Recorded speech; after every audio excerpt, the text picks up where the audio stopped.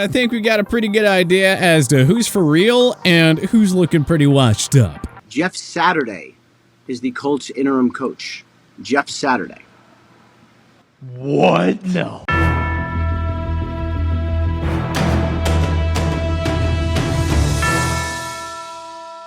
Some of the most hyped up teams preseason are done for. With all that said, let's dive into our Week 10 edition of the 2022 NFL Power Rankings.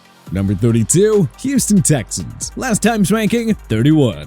What a good week for Houston sports. The Astros won their first World Series title that didn't require cheating, just 2 days after the Texans fell to the Philadelphia Eagles on Thursday Night Football. Why is the Texans' loss good news? Because they're now owners of football's worst record. If it stays that way, they'll have their choice between Bryce Young, CJ Stroud, and Will Levis. Number 31, Carolina Panthers. Last time's ranking, 29. That stunning blowout win over Tampa Bay feels like a lifetime ago now. The Panthers dropped a heartbreaker to Atlanta, then proved to be no match for the Cincinnati Bengals in Week 9. But at this rate, Panthers fans should probably just celebrate every loss. It's the easiest path to getting a potential franchise QB after all. Number 30, Indianapolis Colts. Last time's ranking, 25. Tank job alert! First, they bench Matt Ryan for Sam Ehlinger, then they fire head coach Frank Reich and replace him with Jeff Saturday? Yes, that Jeff Saturday. The former Colts center of 13 years whose only experience in coaching came at the high school level. Jim set up a job interview for me today, which is a great fit for me. Honestly, this is all moving a lot faster than I expected. My resume can fit on a Post-it note. Jim Irsay and Chris Ballard chose him over Gus Bradley and John Fox, two ex-NFL head coaches who are already on Indy's coaching staff. And to think that Reich and Ballard were once viewed as one of the best coach-GM duos in football. Oh well, life comes at you fast in the NFL. Insane. All of it. I mean, classify under WTF on a Monday afternoon. Number 29, Pittsburgh Steelers. Last time's ranking, 28. The 2-6 Steelers limped to their bye week on a 2-game losing skid. They're going to suffer their first losing season since 2003, but expectations were never exactly high to begin with. This is year one of a rebuild for the Steelers. Fans just have to be patient as they look ahead to a promising future led by Kenny Pickett, Najee Harris, and George Pickens. Number 28, Las Vegas Raiders. Last time's ranking, 27. So, should the Raiders just trade Devontae Adams back to Green Bay? Suffice to say, the blockbuster deal has worked out for absolutely no one. The Raiders blew a 17-point lead to the rather hapless Jacksonville Jaguars in Week 10, falling 27-20 and thus dropping their record to 2-6. For those keeping count, that's 3 L's for the Raiders this season, in which they held a 3-score lead. Maybe Josh McDaniels should catch the next train to Foxborough. This experiment isn't working at all. Number 27, Detroit Lions. Last time's ranking, 32. It wasn't pretty on the offensive side of things, but the Lions defense was the latest unit to make Aaron Rodgers look washed up. Detroit played inspired football for 60 minutes and put the dagger in the playoff hopes of their longtime NFC North bullies. It's been a mostly frustrating year in Motor City, but the win over Green Bay is definitely something worth celebrating with a beer. Right, Dan Campbell? Number 26, New Orleans Saints. Last time's ranking, 23. Look, the Saints can blame some of their shortcomings on injuries, but every team could make that argument really. In the end, there's enough talent on this roster to win with the guys that they've got, and yet they're not doing it. Maybe it's a good thing though, as this is another one of those teams who could really use a franchise quarterback in the upcoming draft. Number 25, Chicago Bears. Last time's ranking, 26. Justin Fields rushed for 178 yards. That's the most ever by a QB in a regular season game. And yet, that still wasn't enough, as Chicago's defense was gashed by Tua Tagovailoa and the Dolphins' offense in a 35-32 losing effort. This defense is a mess, but Fields has suddenly made significant progress over these last 3 weeks. Number 24, Jacksonville Jaguars. Last time's ranking, 30. Jacksonville snapped a 5-game losing streak by taking down the unraveling Raiders at home, in a game that somebody had to win. With that, Jacksonville has already matched last season's win total. Second-year back Travis Etienne posted his 3rd straight 100-yard outing, too. Now, if Trevor Lawrence could just get things going. Number 23, Arizona Cardinals. Last time's ranking, 22. We woke up and found out that Cliff Kingsbury is still head coach of the Cardinals, and the defense is still horrible, and that the offensive line is still a disaster. But, other than that, the Cardinals season hasn't been that bad. Number 22, Green Bay Packers. Last time's ranking, 21. So, maybe Aaron Rodgers should just revisit his trade request, huh? What an absolute mess this team is. That is now 5 straight losses for a team that entered this year with championship or bust aspirations. But it feels like it'll take a miracle for them to top 7 wins at this rate. Number 21, Los Angeles Rams. Last time's ranking, 18. The Rams had a win over the Bucs in the bag until they didn't. It's hard to comprehend why Sean McVay was so conservative with his play calling throughout the game. He went against his MO and it cost the defending champs dearly. So anyway, this season is over. Number 20, Denver Broncos. Last time's ranking, 24.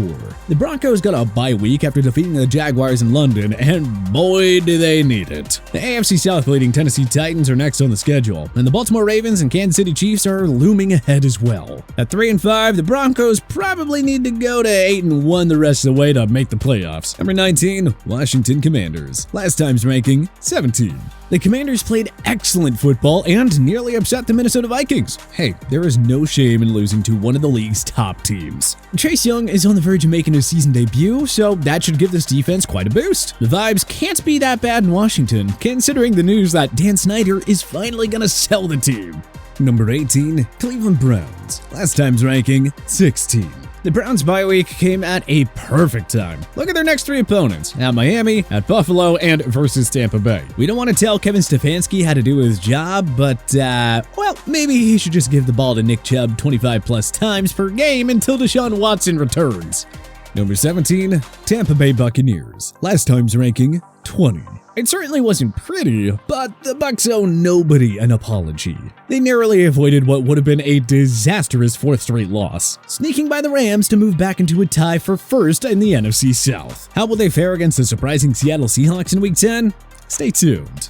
Number 16, Atlanta Falcons. Last time's ranking, 15. What can we say? Of course, a Falcons-Los Angeles Chargers game would end like this. A heartbreaking loss for the home team, no doubt. But hey, if you were to tell Falcons fans they'd be tied for first in the NFC South heading into Week 10 at the beginning of the season, I'm pretty sure they'd take it. Number 15, New England Patriots. Last time's ranking, 19.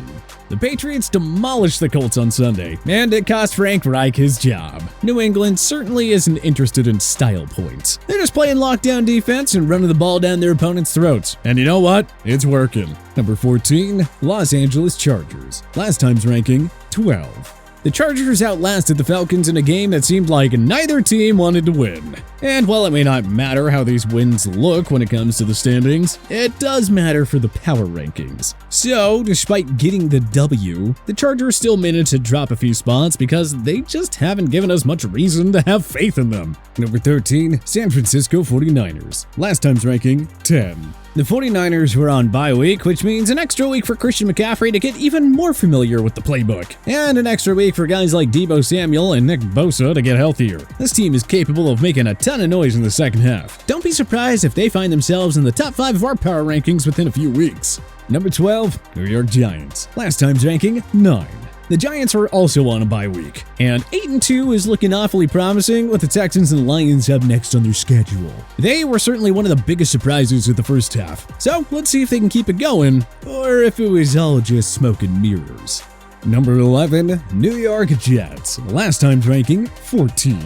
The Jets made a statement to the league. They are for real. Gangrene shut down Josh Allen and the vaunted Buffalo's offense en route to a stunning 20-17 victory. Robert Saleh's group is now just half a game out of first in the AFC East.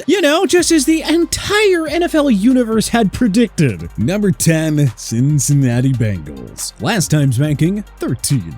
The Bengals got back on track and made easy work of the awful Panthers at home on Sunday, just as we expected them to. With Jamar Chase sidelined, Cincy could use more vintage Joe Mixon performances like the one they got in Week 9. It is neck and neck between the Bengals and Ravens for the AFC North title. This is gonna be a fun race to follow. Number 9, Miami Dolphins. Last time's ranking, 11. the Dolphins' offense went off against Chicago at Soldier Field. The result? A third straight victory that moves them to 6-1 in games started by Tua Tagovailoa this season. Buffalo's loss to the Jets gives Miami additional hope at making a run for the AFC East Division crown. Number 8, Baltimore Ravens. Last time's ranking, 8. Sure, the Saints offense isn't a juggernaut by any means, but this Ravens defense still looked rejuvenated with the addition of Roquan Smith. Even without several starters on offense, they still made easy work of their opponents on Monday night in New Orleans. Up next is a much-needed bye week. Number 7, Tennessee Titans. Last time's ranking, 5. No moral losses in football, as Mike Vrabel accurately said after the game.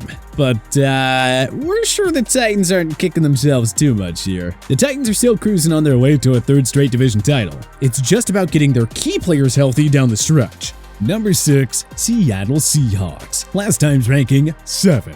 Comeback Player of the Year frontrunner and MVP candidate Geno Smith, along with Offensive Rookie of the Year frontrunner Kenneth Walker, powered the surprising Seahawks to a big-time road win over the rival Cardinals. Seattle sits at 6-3 as they travel to Germany for a showdown with Tom Brady and the Bucs. A win over the GOAT would strengthen Seattle's case as a bona fide title contender, no matter how much the Bucs may be struggling heading into this matchup.